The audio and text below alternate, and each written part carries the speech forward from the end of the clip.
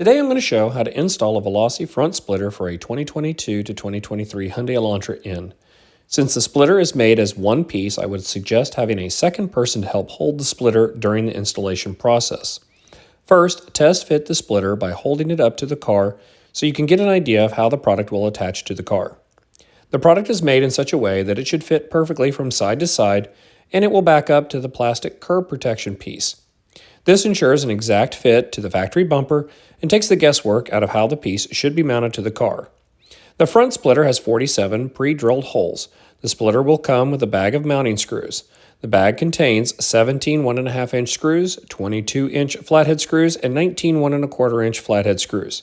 You should use 10 of the 1.5-inch screws for the middle rear area of the splitter, 19 of the 2-inch flathead screws for the front middle area, and 18 of the 1.25-inch screws for the sides of the splitter. There will be some left over since extras are provided in the kit. The 1.5-inch screws are used to hold the rear section of the splitter to the bumper. They are installed in pairs of 2 right in line with each other. The 2-inch flathead screws are installed at the front of the splitter before the 1.5-inch rear screws. The smallest 1.25-inch flathead screws are installed on each side of the splitter, 9 for each side. Now that we understand where the screws go, we're ready to install the splitter. I found it best to raise the front of the car to provide plenty of room underneath. I did this by installing floor jacks under each side of the car. I began by installing 2 of the 1.25-inch screws on each side of the splitter. After the sides were screwed in, I moved to the front center of the splitter. I installed the 2-inch flathead screws, making sure to push the splitter back as far as it could go. Also, I installed the screws slowly so that I could make sure the screws didn't accidentally pop up through the top of the factory bumper.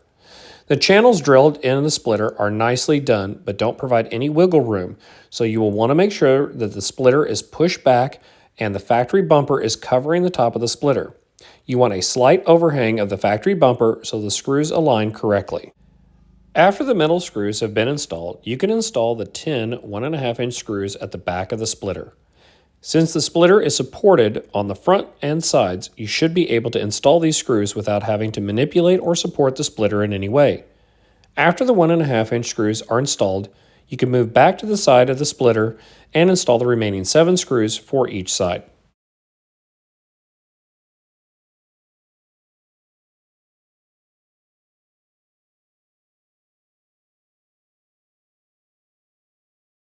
The final step is to install the splitter decal.